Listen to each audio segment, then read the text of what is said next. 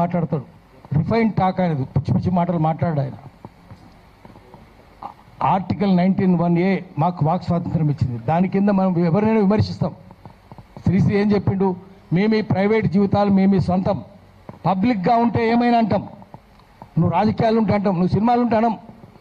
సినిమాలు ఉంటే నువ్వు ఏం ఎంతమందిని 5 పెళ్లి చేసుకున్నావు, నీ భార్య కూడా విదేశేస్త్రాలే కదా. నువ్వు ఆమెనేమో ఇటాలియన్ అంటావు, నువ్వేమో మళ్ళీ విదేశేస్త్రాలనే చేసుకుంటాడు. బీజేపీలు అదే కదా. మరి 5 పెళ్లి చేసుకుంటే సిగ్గు శరం ఉందా నీకు? నువ్వు మాట్లాడతావు ఆ సంస్కారం గురించి? నువ్వు రోజు ఒక పార్టీ మారుస్తావు. గద్దరుండగా గద్దర్ని ఎట్లా మోసం చేసిండు? చెగువెరా బొమ్మ పెట్టుకొని నేను కమ్యూనిస్ట్ అనేది చెప్పి గద్దరు నమ్మించి తీసుకొని పోయిండు, ఇంటికి తీసుకుపోయిండు, దండం పెట్టిండు, మొత్తం షర్టు ఎక్కడ చూసినా చెగువెరా బొమ్మలు.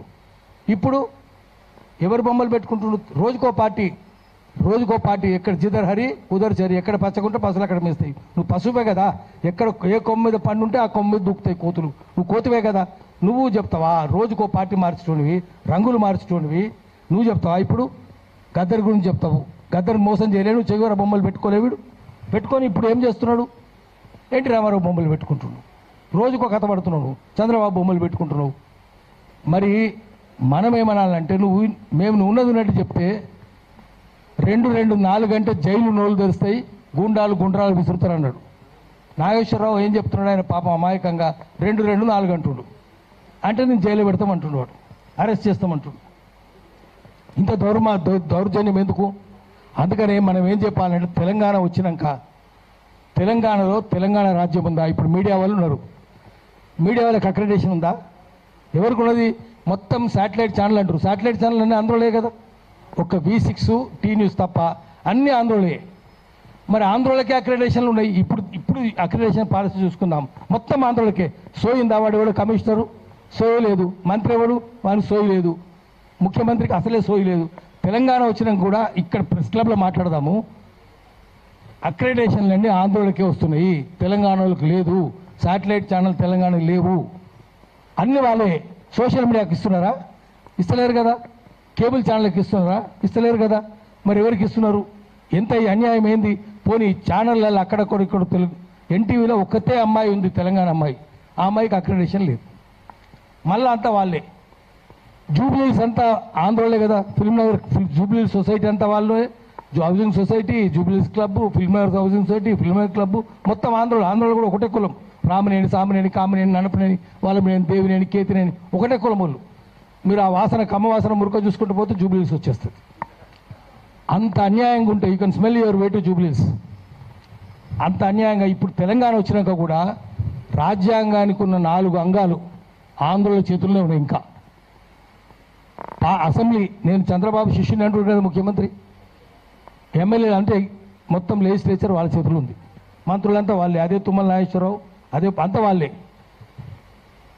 అది జ్యుడిషియరీ మళ్ళీ వాళ్ళే ఉన్నారు, జ్యుడిషియరీ నిండా ఆంధ్రలో ఉన్నారు ఇప్పటికీ.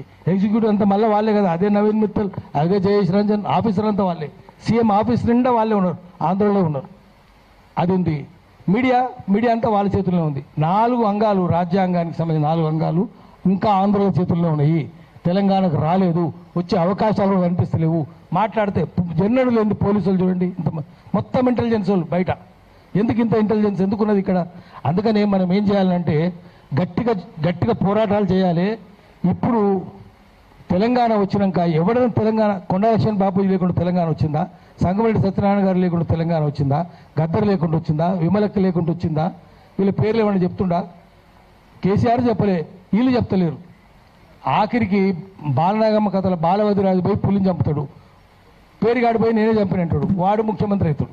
పేరుగాడే ముఖ్యమంత్రి. అసలు ఎవరు ఉన్నాడు కదా. అప్పుడైనా ఇప్పుడైనా అదే పరిస్థితి ఉంది. వీళ్ళకైతే అసలే తెలియదు ఎవరేందో.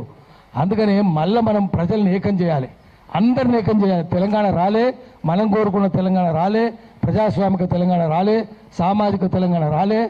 దొంగలు మళ్ళీ ఆంధ్ర దొంగల చేతుల్లో ఇక్కడ ఉంది, ఇది ఉంది. కాబట్టి మళ్ళీ మనం చేయాలి, చేసి పోరాటాలు చేసి మళ్ళీ తెలంగాణ చేయాలి. ఎవరైనా ఆంధ్రలో ఇట్లా వచ్చంటే పవన్ కళ్యాణ్ లాంటి వాడిని ఆ తెలంగాణ రాకుండా చేయాలి, హైదరాబాద్లో అడుగు పెట్టకుండా చేయాలి. చంద్రబాబు నాయుడు కూడా పెట్టవద్దు, పవన్ కళ్యాణ్ కూడా పెట్టవద్దు. ఎట్లా పెడతావు రాను అనాలి. విగ్రహాలన్నీ ఆంధ్రలోనేనా? గద్దర్ విగ్రహం పెట్టినిస్తలేరు. హైదరాబాద్, ఖమ్మం, కరీంనగర్లో గజ్జల స్వామి అంటే ఆయన 7 రోజులు విగ్రహం చేసిండు, ఏడాది అర్థం నుంచి తిరుగుతుండు. గద్దర్ విగ్రహం పెట్టినిస్తలేరు. ఆదిలాబాద్లో అంబేద్కర్ విగ్రహం పెట్టినిస్తలేరు, హైదరాబాద్లో కూడా పెట్టినిస్తలేరు, కానీ ఆంధ్రలో బొమ్మలు అయితే వస్తాయి.